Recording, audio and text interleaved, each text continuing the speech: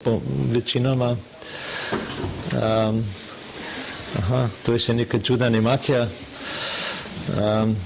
Tole, kar vidite, je rast umetne inteligence, sposobnosti umetne inteligence v preteklih letih. Tukaj so leta in vidite, okrog leta 2000 so postali računalniški programi močnejši kot ljudje. Ljudje so stali na istem. Vidite, leta tukaj smo zdaj, a ne? Računalniški programi grejo pa kar naprej. In to se dogaja na večini področji. Na večini področji kar nenadoma računalniški programi učijo nas ljudi. Poglejmo si en tak primer, ki je bil nedavno objavljen. Časa zmanjkuje, pa bom malce pohitel. Stanford University, raziskovalci so objavili eno študijo, v kateri so ugotovili, da je program v 91% znal ugotoviti iz 5 slik, ali je posameznik homo ali hetero orientiran, se pravi, ali je homoseksualno ali pa heteroseksualno orientiran, in to je ugotovil iz teh lastnosti obraza. Delo je pa to 20% bolje kot ljudje. Si predstavljate, če bi mi pred enim letom kdo rekel, da je kaj takega možno, bi rekel kot, ne vem, recimo nek strokovnjak za umetno inteligenco bi rekel, ne, to pa ni šans, kaj drugega bo prej, ampak tole pa ni možno. Ampak se je zgodilo. 20% bolje so razlikovali slike kot ljudje. In zdaj, kako je to sploh mogoče, se splača morda pogledati. In razlog je v tem, da so ugotovili lastnosti obraza. Se pravi, če pogledate recimo čeljust, ličnico, ta nadočesni obok, in te lastnosti že določajo nekako osnovno sliko in to so verjetno pač genetsko pogojene. Torej, z tega lahko ugotovimo, da je homoseksualnost zelo verjetno kar genetsko pogojena in da ni, tako kot sta dve šoli, ena trdi, da je to privzgojeno, ena pa. In umetna inteligenca je s tem, verjetno, treba še preveriti, ker to je še nepreverjen rezultat, ampak verjetno je s tem debata, ki se je vlekla recimo 100 let ali kaj, načeloma rešena. Neverjetno, ne? In zdaj umetna inteligenca uči nas. Ko poznate tole formulco, lahko pogledate obraz in verjetno ugotovite precej bolje, kot so pa ljudje do zdaj ugibali.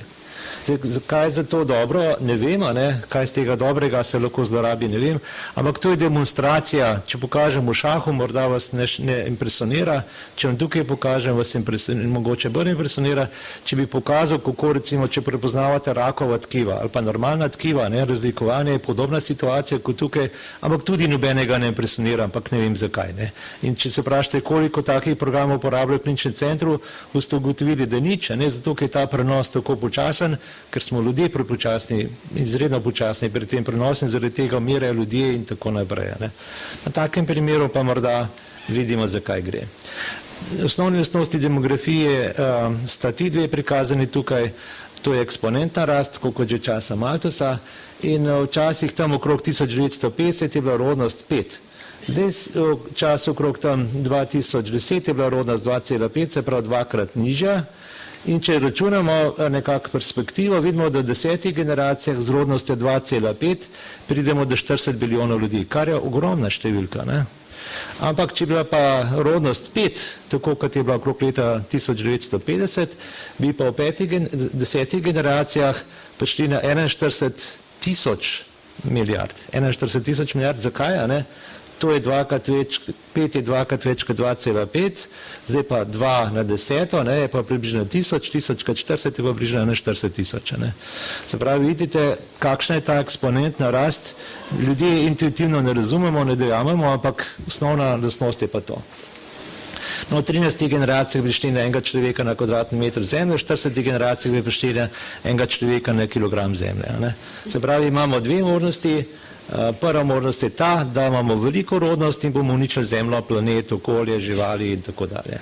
Druga možnost je pa ta, ki je pa v Evropi, pa v Sloveniji, to je pa to, da imamo pa prenizko rodnost. In kaj se zgodi s tekom leta? V 10 generacijah pridemo do tega, da je Slovencev 3,5% sedanje generacije, v 10 generacijah na 3,5%, v 22 generacij nas bo manj kot 1000, realne predikcije so pa, da nas bo koncem tega tisočletja Slovencev manj kot polovica v Sloveniji. Te številke so vsekakor grozljive, ljudje jih ne dojemamo, ker gledamo z dneva v dan, z leta v leto, ne vidimo tega pojava, ker eksponentna rast nekako udari šele na daljše obdobje. Tole je svetovna populacija, leta 1950 je bilo 22% Evropejcev. več kot pol je bilo Azijcev in 9% je bilo Afričanov. Leta 2100 bo približno polovica prebivalstva živela v Aziji, polovica prebivalstva bo živela v Afriki, a vidite, kakšen skok naredi Afrika. Tukaj na tukaj. In 6% bo Evropejcev. Evropa bo postala demografsko nepomembna. S 6% sveta ne moreš biti pomemben. To je seveda pod pogojem, da ne bodo begunci vdrli čez meje, ker potem tudi ta evropsko prebivalstvo ne bo evropsko. Ne? Zdaj, imate lahko razne teorije, ampak to kažejo čisto gole številke, brez vsake ideologije, česarkoli drugega.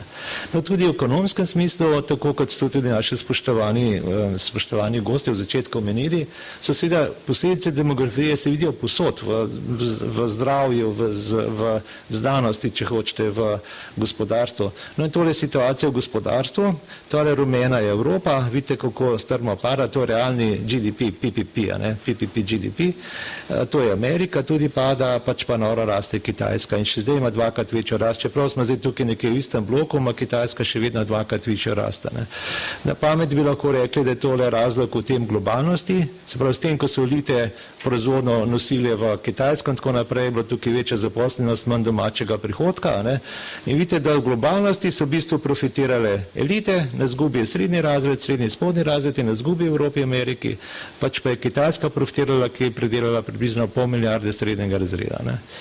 Zdaj, je to dobro za koga? Ja, za Kitajsko je to sigurno dobro, za Evropo, Ameriko je dobro za elite, pač pa za srednji razred, kjer smo najbrž večinoma vsi, tukaj notri, je pa to seveda izrazito slabo, pa kljub temu sprejemamo nove in nove globalne sporazume z utemeljitvijo, kako bo to dobro. Ja, dobro za koga. Zdaj, to so samo še zaključki. Namreč z umetno inteligenco mislim in trdim, da se da doseči boljše rezultate kot statistiko ali pa z drugimi metodami. To orodje je tako močno, da ugotoviš stvari, ki jih sami niste mislili, da se da ugotoviti, recimo primeri, ki sem jih na začetku pokazal.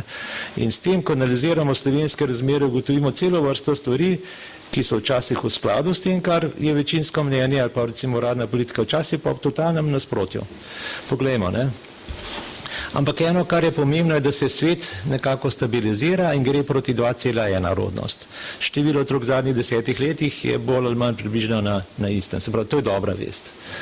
Ampak slaba vest je pa to, da v nekaterih delih sveta, recimo v Afriki, kjer velja naprimer šeriatsko pravo, sistem vrednot je drugačen in nič se ne prime, se pravi, nobenega padca ni več v zadnjih 10 letih. V delu sveta, recimo v Evropi pa Sloveniji, imamo pa kontrasituacijo, se pravi, gre za eksponentno zginjanje domorodnega prebivalstva in zanimivo je to, da se temu posveča minimalna pozornost. Če pogledate ljudi evropskega rodu, po svetu in pa v Evropi in Sloveniji, se zelo hitro zmanjšuje delež svetovne populacije, evropske populacije in tako naprej in nobenega pravzaprav razumevanje ni za to tematiko. Mediji ne poročajo, kot ste tudi spoštovani gosti omenili, mediji ne poročajo, kot da si na Titaniku pelješ proti ledeni gori, pa nič. Niti ne smeš nobenemu povedati, komorkoli poveš, nekako ni zanimivo, mi gremo dalje svojo pot, pa ne glede na to, da gremo tja nekam. No, to velja za slovensko in pa evropsko populacijo. In tu so še dodatni problemi, ki smo že nakazali, tudi profesor Maračič je ta problem lepo, ekstremno dobro pojasnil. Verjetno je glavni razlog v tej globalni ideologiji, ki je usmerjena v dobro elit, vse ostalo pa ne zanima. Če nekaj dobro za državo, je vseeno, samo da je važno, da je za elite dobro. Če nekaj slabo za recimo Evropo, se ni važno, važno je, da je evropska elite dobra. Ta je tudi antisocialna in pa antidružinska, kot je gospod Merše omenil. In Slovenija je seveda pod bistveno večjim pritiskom kot Evropa, ker je Slovenija bistveno manjša. In pri 20.000 otrocih jih gre 4.000 ven. Si predstavljate, pri 20.000 otrocih vsako leto, ker vsako leto 4.000 verjetno najbolj sposobnih, recimo novih zdravnikov in tako naprej gre ven in te številke so grozljive. Mediji jih pogledate, govorijo, ja, pa imamo ven, to je dobro, to je zdravo, globalizacija je dobra. Kako je lahko dobro, če bi rekel cvetje, vsake populacije zadnjo vrsto let gre ven. Da bi to situacijo popravili, bi morala imeti Slovenka v povprečju 3 otroke, da bi ta minus v preteklih letih nadoknadili in potem čez nekaj časa, čez desetletje, recimo s 3 otrok priti proti 2,1. Torej, umetna inteligenca pravi še nekaj drugega, ne? Da bi lahko precej enostavno rešili ta problem. Večina demografov, javnosti in tako naprej meni, ne, to pa sploh ni rešljivo, ne da se nič narediti, to bi zahtevalo še milijarde dodatnega sredstva. Ampak te ugotovitve so pa drugačne. Sploh ne rabite nobenih drugih virov denarja, ne rabite dodatnih, recimo, teh porodniških pa tako naprej. Celo nasprotno, ne, če pogledate te porodniške, vidite, da je to vseeno.